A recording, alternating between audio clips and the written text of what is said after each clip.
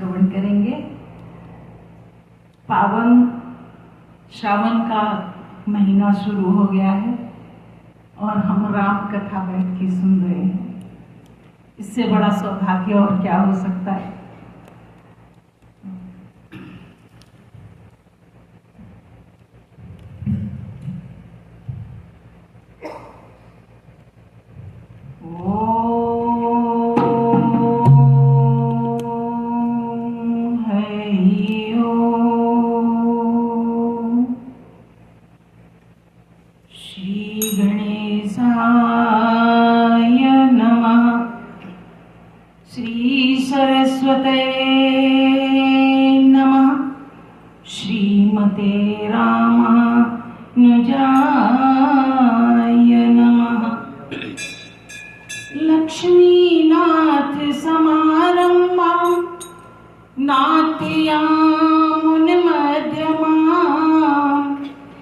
अस्मदाचार्य पर्यन्ता वन्दे गुरु परम्परा वन्दे गुरु परम्परा। सीता मेरी मात है, पिता मेरे रघुनाथ, इन दोनों के चरणों में मेरी कोटि कोटि प्रणाम, मेरा कोटि कोटि प्रणाम। आए हैं तो प्रेम से लो हरि का नाम, सब भक्तों को इस दासी की जय जय सीताराम, जय जय राधेश्याम, जय जय श्री हनुमान। श्री रामायण प्रारंभ करूं, सुनो भक्त हनुमान, आसन आन विराजियो, कथा सुनो भगवान। सियावर रामचंद्र जी की जय, पवन सुत हनुमान जी की जय, उमापति महादेव जी की जय। बोलो रे भाई सब संतन की जय। मंगल भवन मंगल हारी, जपौ सुत सरन अजिर बिहारी। सिया राम मैं सब जग जानी, करहूँ प्रणाम जो जुग पानी, करहूँ प्रणाम जो जुग पानी।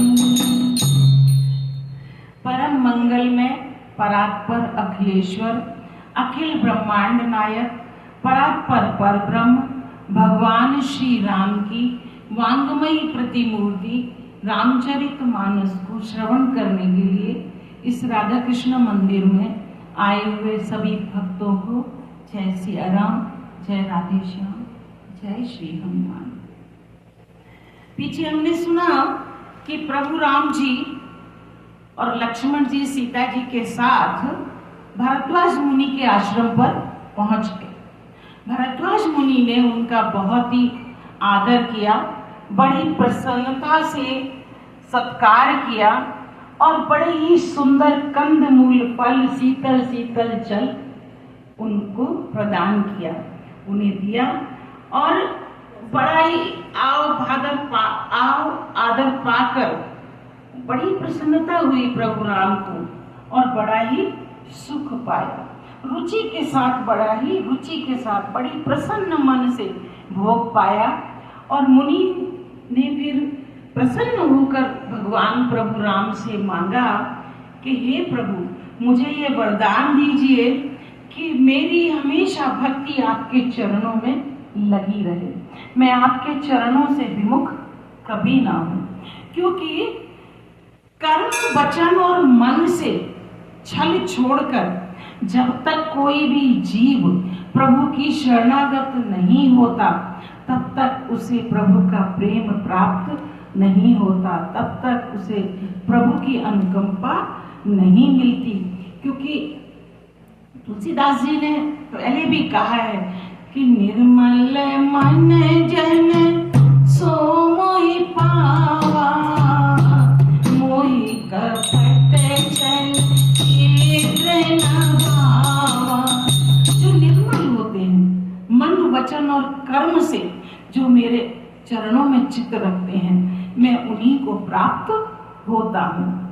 और जो क्रोध करता है, छल रखता है, कपट रखता है, वह स्वप्न में भी सुख नहीं पाता, चाहे कितने ही उपाय कर ले। और इसी तरह वार्तालाप करते हुए राम, लक्ष्मण, सीता जी और भरद्वाज जी पूरी रात ऐसे ही बीत गई। सवेरा हुआ तो प्रयागराज में स्नान किया राम, लक्ष्मण, सीता जी ने, और चलने का भरद्वाज जी से कहा कि अब हम चलना चाहते हैं, तो हमें मार्ग बता देंगे, बताइए हम किस मार्ग से जाएं। मुनि बड़े विस्मित हैं कि जो सबको बनाने वाले हैं, जो सबकी रक्षा करने वाले हैं, सब कुछ उन्होंने ही निर्मित किया है, आज वे हमसे मार्ग पूछ रहे हैं।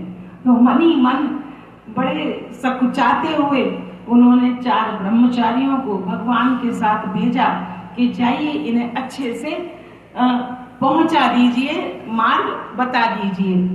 कुछ दूर तक उन्होंने मार्ग बताया, बाद में भगवान ने उनको वापस भेज दिया, सम्मानित करके उनको वापस भेज दिया।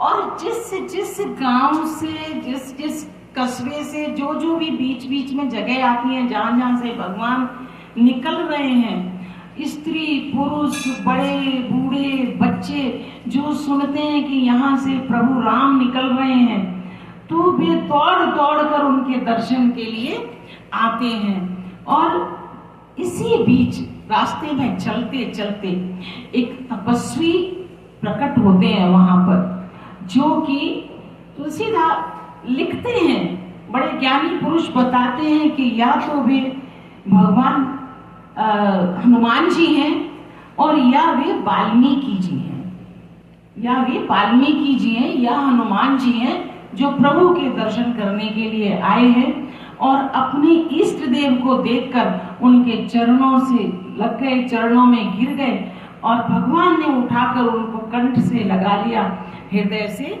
लगा लिया।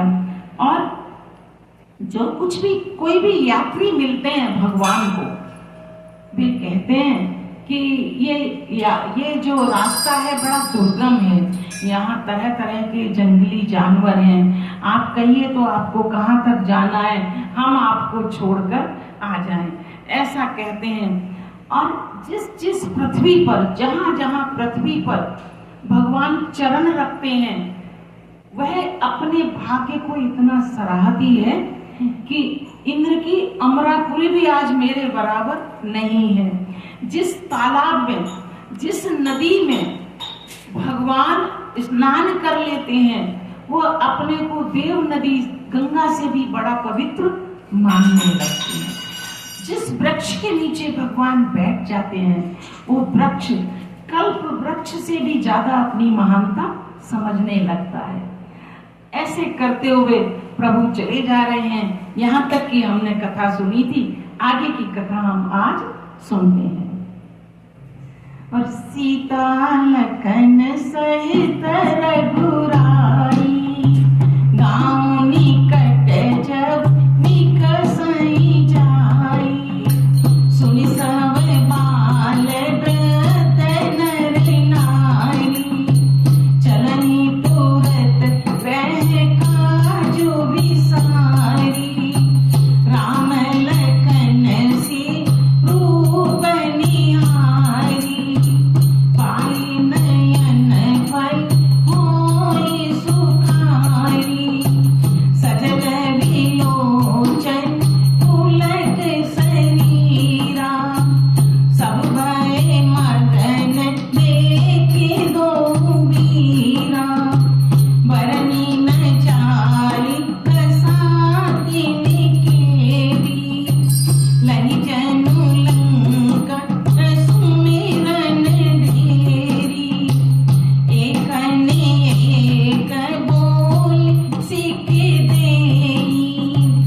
लोचन लाओ ले उछन लेई, रामई देख एक अनुरागे, चितवत चले जाई संग लागे, एक नयन मत छवि उरयानी, होई शिथिल तन मन बरबानी।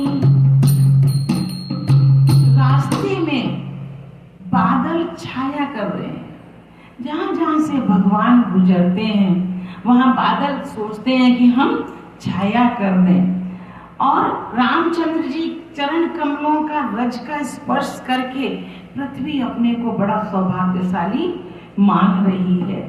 सीता जी और लक्ष्मण जी के साथ रघुनाथ जी जब किसी गांव से निकलते हैं तो उनका आना सुनते ही बालक बूढ़े सभी दौड़ दौड़ कर आ रहे हैं। श्री राम लक्ष्मण और सीता जी का रूप देखकर सोचते हैं कि आज जो भगवान ने हमें नेत्र दिए, उन नेत्रों का होना आज सफल हो गया।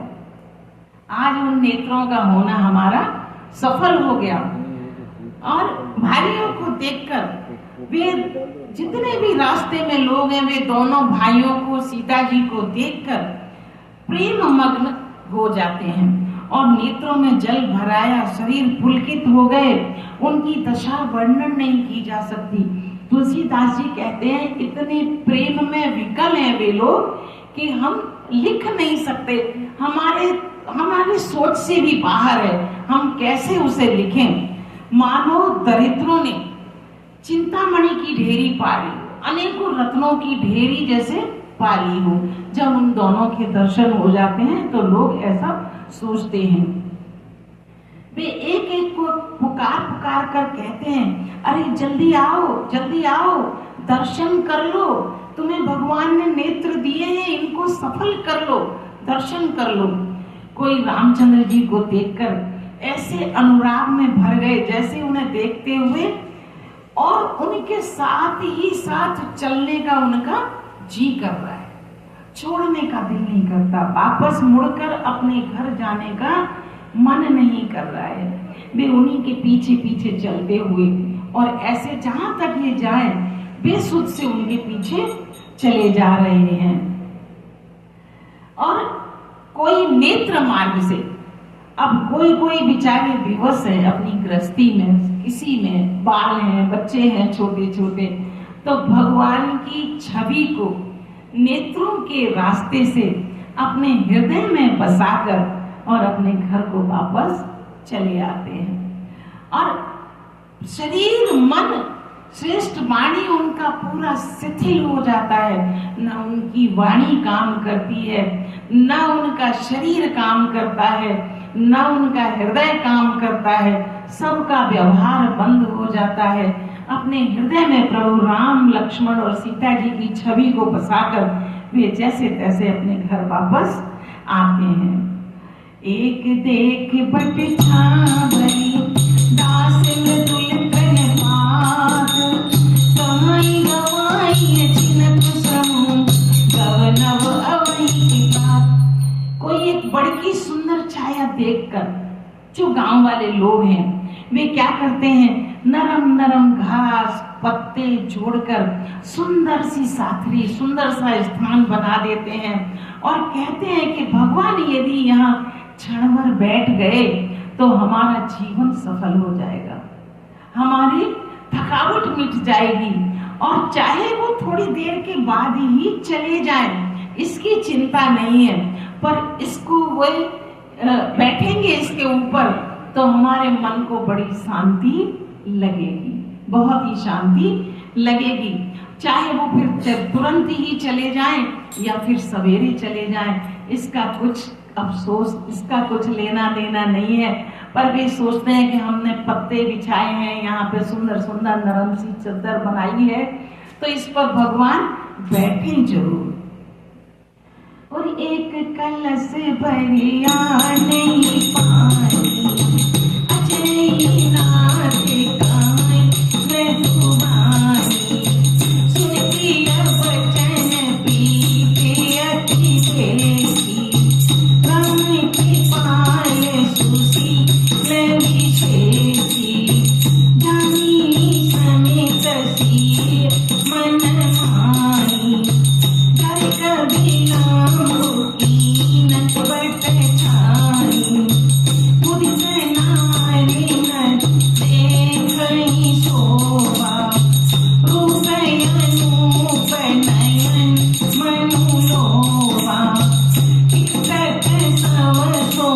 हई चौरा रामचंद्र मुख चंद्र चकोरा तरुण तमाल बरन तनु सोहा देखती कोटि मदन मन मोहा दामनी बरन लखन टूटी नीरे नक्शे कसुवर भावले सीके मुनिपत कठिन कसे सुनीरा सोहई कर कमलन दनु तीरा। कोई क्या करता है जब मिलने आता है भगवान को तो एक मटका पानी भरकर लाता है ठंडा ठंडा, और पानी लाकर बड़ी कोमल वाणी से कहते हैं नाथ आचमन तो कर लीजिए, नाथ थोड़ा सा जल ठंडा सा जल पी लीजिए। और उनके प्यारे वचन सुनकर उनका अत्यंत प्रेम देखकर दयालु परम सुशील रामचंद्र जी मन में सीता जी को थकी हुई जानकर घड़ी भर बड़ की छाया में विश्राम करने बैठ जाते हैं। और जो यात्री जो गांव वाला जो जल लेके आया था उस जल का पान करते हैं। इतना आनंदित हो जाता है वह जीव कि मेरा लाया हुआ जल भगवान ने पान कर लिया। स्त्री पुरुष आनंदित होकर शोभा देखते ही बनती है। अनुपम रूप ने उनके नेत्रों ने भगवान के अनुपम रूप को चुराकर अंदर रखने की चेष्टा की है। जैसे वो सोचते हैं कि हमें भगवान ने जो नेत्र दिए हैं आज हम इनका पूरा लाभ उठा लें, इन नेत्रों से भगवान के रूप को चुराकर हम अपने हृदय में भर लें। सब लोग टकटकी लगाए हुए श्री रामचंद्र जी के मुख चंद्र को चकोर की तरह देख रहे हैं। चकोर एक पक्षी होते हैं, चकोर पक्षी होते हैं जो बड़े लगन से जैसे चकोर की तरह तन्मय होकर देख रहे हैं और चारों ओर सुशोभित हो रहे हैं। श्री राम जी का तमाल वृक्ष के समान सांवला रंग है जो बड़ी ही शोभा को पा रहा है। शरीर अत्यंत शोभा दे रहा है जिसे देखते ही करोड़ों कामदेवों के मन मोहित हो जाते हैं। इतना सुंदर शरीर है कि करोड़ों करोड़ों कामदेव भी उस सुंदर शरीर को देख के मोहित हो जाते हैं। और बिजली के समान रंग वाले लक्ष्मण जी, क्योंकि लक्ष्मण जी गोरे हैं ना, तो बिजली के समान रंग वाले लक्ष्मण जी बड़े सुंदर लग रहे हैं। वे नख से शिखा तक बहुत सुंदर हैं और मन को बहुत भाते हैं। दोनों ने मुनियों के वल्कल वस्त्र धारण किए हुए हैं और कमर में तरकस लगाए हुए हैं। कमल के समान हाथों में, सुंदर से हाथों में धनुष बाण शोभा दे रहे हैं। जटा मुकुट शीसने सुभग पूर्वभुज नयन विशाल शरद पर्व विधु बदन बर लसत स्वेद कन जाल। उनके सिरों पर सुंदर जटाओं के मुकुट है। भगवान राम और लक्ष्मण के सिर पर जटाओं का मुकुट बना हुआ है। वक्षस्थल, भुजा और नेत्र विशाल हैं और शरद पूर्णिमा के चंद्रमा के समान सुंदर मुखों पर पसीने की बूंदें कैसे शोभा पा रही हैं, जैसे मोती लगे हुए हों, ऐसे वे पसीने की बूंदें शोभा पा रही हैं। परनी न जाई मनोहर छोरी शोभा बहुत थोड़ी मती मोरी राम लखन की सुंदरी साई सब दवाई के मन मती लाई ऐसे नारी नर प्रेम प्रिया से मनों में देख दिया से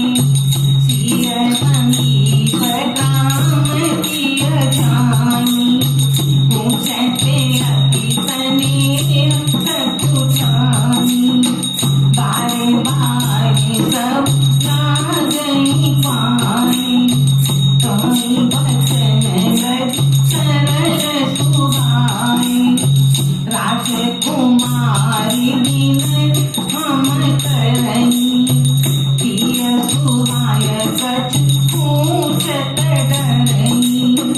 स्वामी ने आवे नाय समावी हमारी, बिलहु न मानव जानी गवाई। राजकुंवर दो सहज सलोनी, इनके लगी टूटी मरकत सोनी। राम और लक्ष्मण जी की जोड़ी इतनी सुंदर है, तुलसीदास जी कहते हैं कि उनकी शोभा का वर्णन किया ही नहीं जा सकता। इतने सुंदर हैं कि मेरी बुद्धि बहुत छोटी है, मेरी बुद्धि बहुत छोटी है, और भगवान का रूप और लावण्य इतना बड़ा है कि मैं उसकी व्याख्या नहीं कर सकता। राम, लक्ष्मण और सीता जी की सुंदरता की सब लोग मन, चित्त और बुद्धि तीनों को लगाकर देख रहे हैं। मन, चित्त और बुद्धि, इन तीनों को एकाग्र करके, क्योंकि भगवान का भजन भी जीव तभी कर सकता है जब मन, बुद्धि और चित्त को एकाग्र करके ही कर सकता है। हम जब तन्मय हो जाते हैं किसी चीज को देखने में, तो हमें दूसरी तरफ कोई आभास, कुछ चीज दिखाई देती नहीं है, क्योंकि हमारी उस समय मन, बुद्धि और चित्त तीनों एकाग्र हो जाते हैं। तो जितने भी सब लोग हैं, जो मार्ग में लोग मिल रहे हैं, वे मन, बुद्धि, चित्त को एकाग्र करके प्रभु राम के दर्शन कर रहे हैं। प्रेम के प्यासे हुए गांव के लोग, स्त्री और पुरुष, इनके सौंदर्य माधुर्य की छटा देख देख कर ऐसे चकित रह गए हैं, ऐसे थकित हो गए हैं, जैसे दीपक को देखकर हिरणी निस्तब्ध रह जाती है। दीपक को देखकर हिरणी निस्तब्ध रह जाती है। ये क्यों लिखा तुलसीदास जी ने यहाँ? क्योंकि जंगलों में जब आग लगती है, जंगलों में जब आग लगती है, तो जंगली जीव, जानवर, पशु पक्षी बहुत परेशान हो जाते हैं, दुखित हो जाते हैं, क्योंकि ना उन्हें शिकार मिलता है अपना, ना वे पानी के लिए जा सकते हैं। जंगल में भयंकर जब आग लगती है, तो हिरणी स्तब्ध क्यों रह जाती है? क्योंकि दीपक की लौ जब हिरणी देखे अगर, तो उसे उस अग्नि का आभास होने लगता है, उस गर्मी तपन, अग्नि की तपन पता चलने लग जाती है, तो वो अचंभित रह जाती है, स्तब्ध रह जाती है।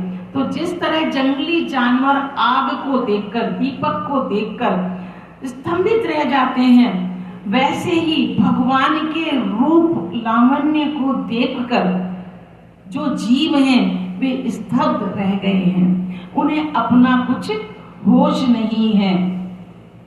और अत्यंत स्नेह के कारण ये पूछने में, जो गांव की स्त्रियां हैं ना, वो ये पूछने में सकुचाती हैं कि आप लोग हैं कौन, आप हैं कौन। उन्हें पूछने में संकोच आता है और बार बार उनके पांव छूती हैं, सहज ही सीधे साधे कोमल वचन कहती हैं कि हे राजकुमारी, हम विनती करके कुछ आपसे पूछना चाहते हैं, परंतु स्त्री स्वभाव के कारण वो कुछ पूछते हुए डरते हैं, क्योंकि स्त्रियों को कहा जाता है ना कि स्त्रियां बातें ज्यादा करती हैं। तो स्त्री स्वभाव के कारण कोई ये ना कहे कि स्त्रियों का तो स्वभाव भी यही होता है, तो स्त्री स्वभाव के कारण हम पूछने से डर रहे हैं आपसे। तो ये स्वामी, हमारी इस डिटाई को, हम जो ये आपसे बात कह रहे हैं, हमारी इस डिटाई को क्षमा कीजिएगा और हमें गंवार जानकर, हमें बुरा मत मानिएगा हमारी बात का, हमें गंवार जानकर माफ कर दीजिएगा, क्षमा कर दीजिएगा। ये दोनों जो राजकुमार हैं, ये स्वभाव से हमें, क्योंकि तपस्वी वेश में है ना राम और लक्ष्मण, तो वे कहती हैं कि ये जो राजकुमार जैसे हमें लग रहे हैं, ये दोनों परम सुंदर हैं, जो मरकत मणि और सुवर्ण कैसी कांति है उनकी, अर्थात मरकत मणियों स्वर्ग से जो हरित और स्वर्ण की आभा है जिनकी, ये हरित मनील और स्वर्ण कांति के एक कण के बराबर भी नहीं है। इनकी इतनी सुंदरता है कि सोना और मणियां भी इनके बराबर सुंदर नहीं है।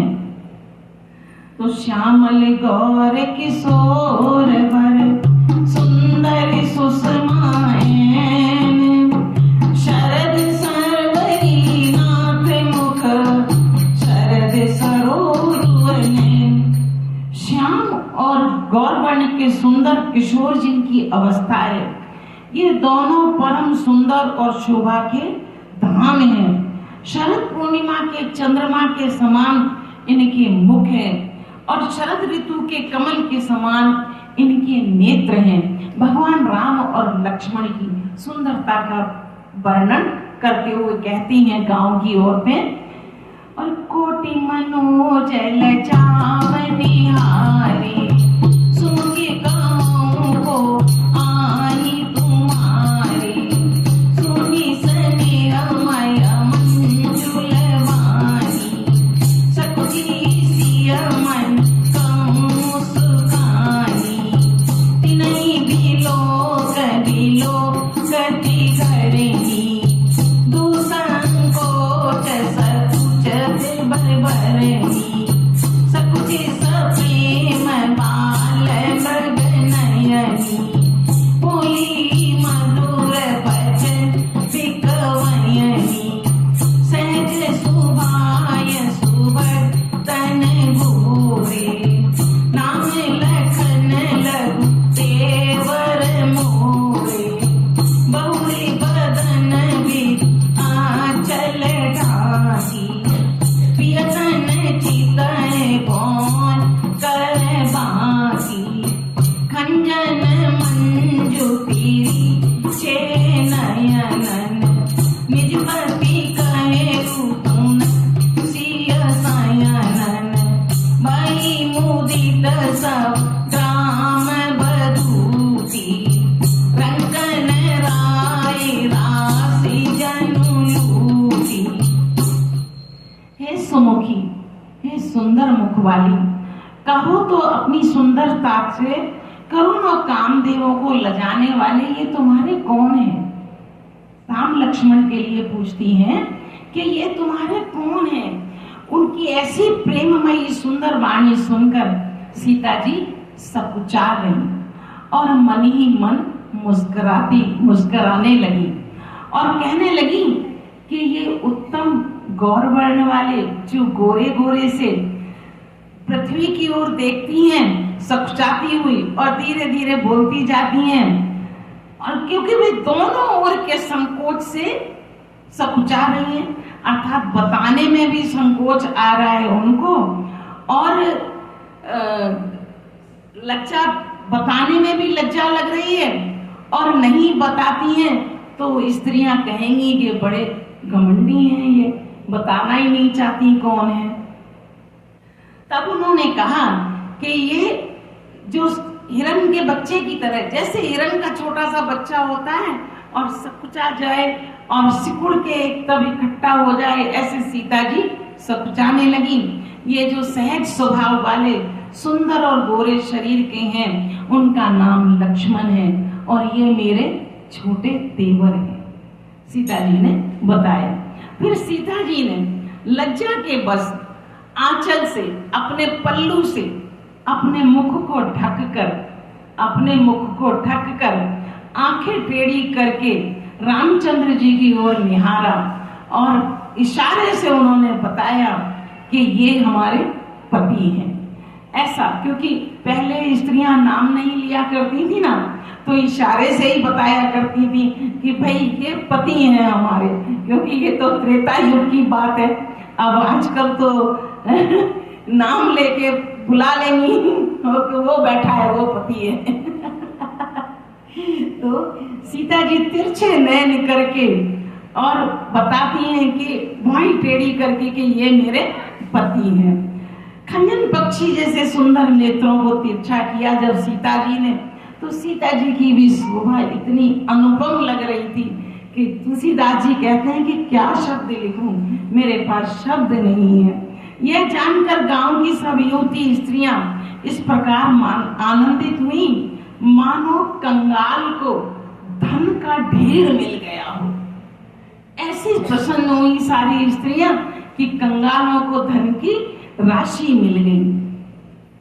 अति प्रेम सिय पाए परी बहुविध देहि असीस, सदा सुहागिन हो तुम जब लगी मई ऐसीस। वे अत्यंत प्रेम से सीता जी के पैरों को छुआ उन्होंने और आशीर्वाद देने लगी, आशीषें दी, शुभकामना करती हैं कि जब तक शेष जी के सिर पर यह पृथ्वी रहे तब तक तुम सदा सुहागिन रहो, तुम्हारा सुहाग अमर रहे। और पार्वती समपति प्रिय हो, तेरे नाम पर प्राण बिछो, पुनि विनय करिया करी छोरी, जो ये मार तेरी बहोरी, दर्शन देव जानी जितासी, लखी सियस प्रेम प्रियासी, मधुर बचन कई बड़ी पूछी, जन कुमुदिनी कौमुदी पूछी, तवई लखन रघुवर रूप जानी, ऊंचे उमर लोभन मृदुवानी, सुनते नारी नर भये दुखारी, पुलकित गात विलोचन वारी, मीठा मोर मन भये मलीने, बिरनी बेदीन लेत जनु कीने, समुझी करम धीरज कीना, तोरी सुगम मतीन सही दीना।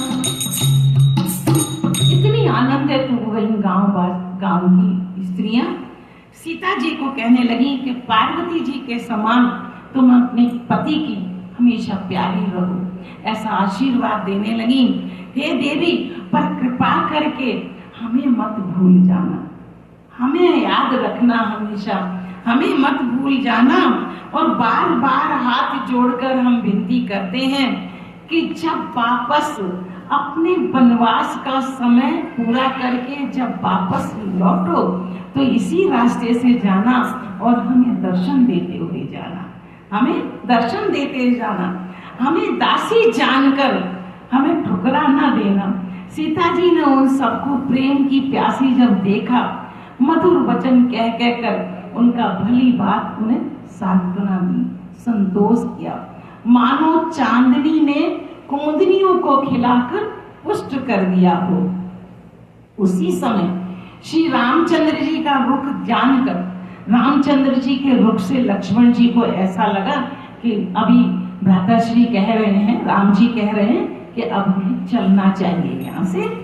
और लक्ष्मण जी ने जब देखा कि लोगों से पूछने लगे कि अब हम यहाँ से किस रास्ते जाएं, सुनते ही स्त्री पुरुष जो वहां बैठे हुए थे, जो थोड़ी देर से वार्तालाप चल रहा था सबका, वे दुखी हो गए और उनके शरीर पुलकित हो गए।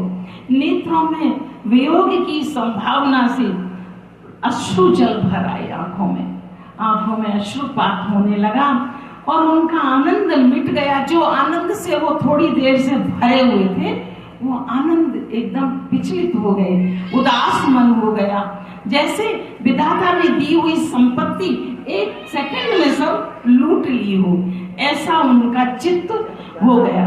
कर्म की गति समझकर उन्होंने धैर्य धारण किया और अच्छी तरह निर्णय करके सुगम मार्ग बतला दिया। कर्म की गति है, आए हैं सो तो जाना ही पड़ेगा जिसको, चाहे वह सफर में हो, यात्रा में हो, या हम संसार की यात्रा में आए हों, हम आए हैं तो हमें जाना तो एक दिन है ही। तो ये कर्म की गति को जानकर लोगों ने मार्ग बतला दिया सुगम और अच्छा सा, और रामचंद्र जी चलने लगे। लखन जानकी सहित तब कवन कीन रघुनाथ, तेरे सब किए वचन कही लिए नाय मन साथ।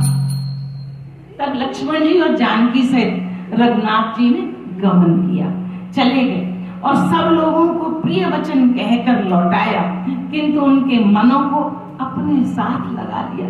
राम जी ने इतनी कृपा की कि जितने स्त्री पुरुष वहां थे उन सबके मनों को खुद अपने हृदय के अंदर धारण कर लिया, उनके मनों को खुद अपने साथ लेकर चल दिए। और फिरते नारे नर अति पछताई, देई दोष दे मन माई, सहित विवाद परस बरसाई, विधि कर तब उलटे सब आई, निपट निरंकुश निठुर निशंकु, जैसा सिकीन सरु सकलंकु, क्रूर कलप सागर खारा, तेई पठे मन राजकुमारा, जो पैन दीन बनवास, कीन बारी विद भोग विलासु, ये विचरई मत बिनु पद प्राणा, रचे बारी विद बान नाना, ये मई परई दासी कुश पासा, सुबद से जगत सजग विधाता, तरुवर बासीन विधि दीना, धवल धाम रचि रचि समतीना। इतने दुखित हो रहे हैं गांव वाले लोग, लौटते हुए भी स्त्री पुरुष बहुत ही पछताते हैं और मन ही मन विधाता को दोष देते हैं, मन ही मन विधाता को दोष देते हैं। परस्पर विवाद विषाद के साथ कहते हैं, बड़े दुख के साथ कहते हैं कि विधाता के जितने भी काम हैं सब उल्टे हैं, विधाता जो भी कर रहे हैं सब उल्टा कर रहे हैं। बिल्कुल वह विधाता बिल्कुल निरंकुश हो गए हैं, स्वतंत्र हैं, उन्हें किसी ने उनको हटका नहीं है, उनके ऊपर किसी का जोर नहीं चलता है। तभी तो उन्होंने चंद्रमा को रोगी बना दिया है, चंद्रमा को रोगी बना दिया है, जो कभी घटता है कभी बढ़ता है, क्षय होता रहता है?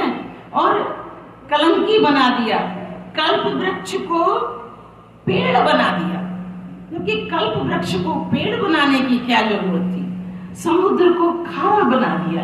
ये विधाता जो भी काम करते हैं उल्टे ही काम करते हैं। उसी ने इन राजकुमारों को विधाता ने इतनी भी दया नहीं आई, क्योंकि वे भगवान नहीं समझ रहे हैं, उन्हें तो राजकुमार दिखाई दे रहे हैं। इतने सुंदर सुंदर सुकोमल राजकुमारों को वन में भेज दिया है, क्या विधाता को सूझिए। ये विधाता तो हमेशा उल्टे ही काम करते रहते हैं। जब विधाता ने इनको वनवास दिया तब भोग विलास के सामान व्यर्थ ही बनाए। जब ऐसे राजकुमारों को उन्होंने वनवास देना था तो भोग विलास के सामान बेकार ही बनाए।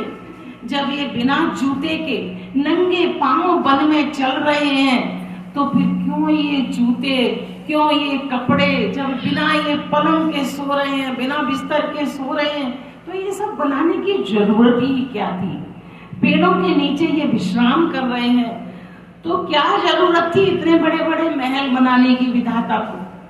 गांव वाले अपनी बुद्धि से, भोली बुद्धि है उनकी, भोली बुद्धि से ऐसा तर्क करते हुए जा रहे हैं। और जो ये मुनि पट धर जटिल सुंदर सुखी कुमार,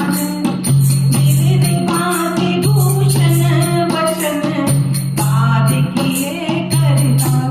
जो ये सुंदर और अत्यंत सुकुमार होकर मुनियों के वस्त्र पहन रहे हैं, मुनियों के वल्कल वस्त्र पहन रहे हैं, जटा धारण करते हैं, तो फिर करतार ने, विधाता ने भांति भांति के गहने और कपड़े क्यों बनाए हैं? ये नहीं बनाने चाहिए थे उनको।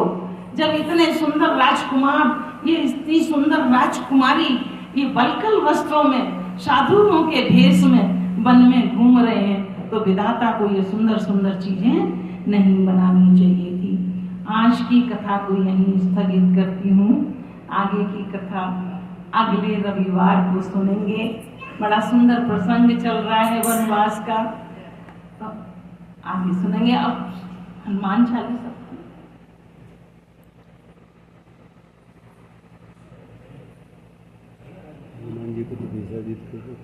श्री रामायण समापते करूं, सुनो भक्त हनुमान। जहाँ तुम रामचरित्र होए, जहाँ तुम करो बयान। सियावर रामचंद्र जी की जय। पवन सुत हनुमान जी की जय। उमापति महादेव जी की जय। बोलो रे भाई सब